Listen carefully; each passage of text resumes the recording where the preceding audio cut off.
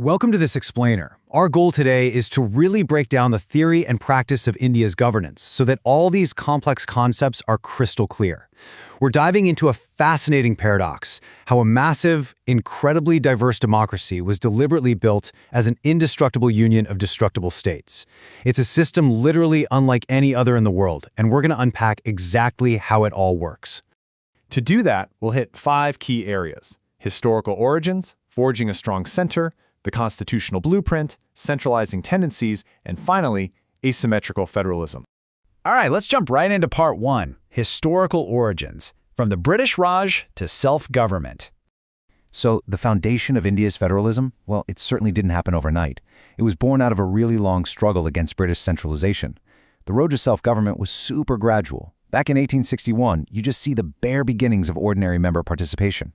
By 1909 and 1919, a two-tier polity finally emerges, kind of separating central and provincial subjects.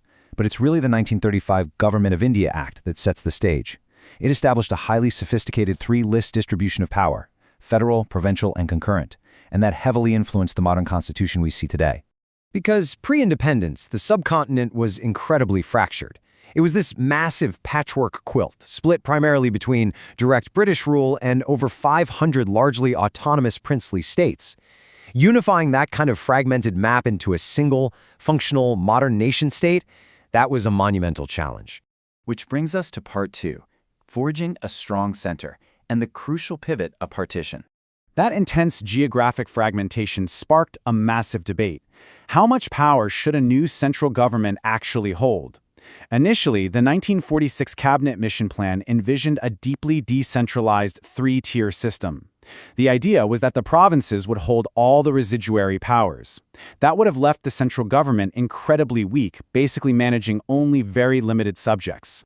However, history took a different turn, and the context changed everything. As the partition of the subcontinent became a tragic reality, Indian leaders strongly pivoted. Jawaharlal Nehru actually captured this sentiment perfectly in 1947. He realized that a weak center would be absolutely disastrous. They desperately needed a central authority capable of ensuring peace, coordinating vital matters, and speaking with one effective voice for the whole country on the international stage. So part 3, the constitutional blueprint.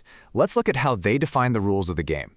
How exactly did the Constituent Assembly translate that desperate need for a strong center into an actual legal blueprint? To understand this, we turn to the chief architect of the Constitution, B.R. Ambedkar. He eloquently defended the new system, explaining that true federalism means the states are just, glorified municipalities operating at the mercy of the center. Instead, their co-equal legislative and executive authority is drawn directly from the Constitution itself. To bring that vision to life, the founders laid down very specific steps to operationalize the federal scheme. They established 2 clear levels of government. They mapped out the distribution of horizontal and vertical powers, which covers legislative, executive, and financial powers. They explicitly ensured the supremacy of the Constitution. And crucially, they created a dispute resolution mechanism. Any legal battles between the Union and the states, those go directly to the Supreme Court as the ultimate umpire.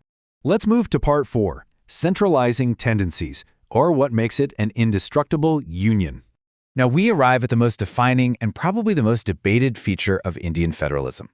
India is an indestructible union of destructible states. Unlike the United States, where states voluntarily came together through an agreement, states in India have absolutely no right to secede. Period. But here's the wild part. The territorial integrity of the states themselves is not secured. Under Article 3, the center can literally redraw state borders, change their names, or even merge them. The Constitution heavily weights the scales toward a strong center. Parliament has overwhelming legislative competence, meaning it can override state laws in the national interest. The center appoints state governors. And during emergencies, the center can even invoke President's rule under Article 356, which essentially means taking over a state's governance entirely. Add to that the heavy fiscal dependency of the states on central funds, and you've got a highly centralized federation. Because of these centralizing tendencies, India's governance is incredibly fluid. It operates as a hybrid. Sometimes it's dual federalism, operating totally separately. Often it's cooperative, where the union and states resolve common problems together. Sometimes it's competitive, encouraging states to vie for resources. And then sometimes it's creative, where the union pragmatically directs resources based entirely on whatever challenge is at hand. That brings us to our final section, part 5, asymmetrical federalism. the exceptions that prove the rule. This is a really fascinating concept because it proves that a massive federation sometimes literally has to bend its own rules just to survive. Asymmetry isn't a flaw in India's design. It is a deliberate, highly innovative feature. Think about it. Treating every single region exactly the same would actually be unjust in a country with such extreme diversity. This flexibility is required to manage deep inequalities, incorporate complex political identities, and mandate positive discrimination to ensure fairness within states. In practice, this means creating entirely different rulebooks. While most of India follows standard, uniform constitutional laws, certain tribal areas, like those in Assam, are governed by the 6th Schedule. This acts as a completely self-contained, unique code of governance that supersedes the standard constitutional provisions applying everywhere else. And the courts fiercely protect these asymmetrical local customs. A perfect example of this is a 2006 Supreme Court ruling regarding the traditional office of Daloi in Assam. The court ruled that excluding a Christian from this specific office was actually a legally reasonable exception. Why? Because the specific religious duties of that traditional office simply couldn't be performed by someone outside the faith. So the uniform rule of secularism bent to accommodate local traditional governance. We see even stronger exceptionalism when we look at the Northeast. Take Mizoram, for instance. The 1986 Mizo Peace Accord secured an incredibly unique constitutional guarantee. No act of the Central Indian Parliament regarding certain religious, social, or customary laws even applies in Mizoram unless the state's own legislative assembly explicitly votes to approve it. Similarly, look at Sikkim's admission into the Union under Article 371F.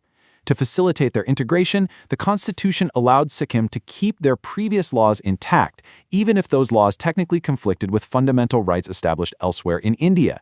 It even allowed for specific political assembly seats to be reserved exclusively for Buddhist monasteries. Now, if you are wondering if this is strictly legal, the Supreme Court firmly validated this asymmetrical approach in 1993.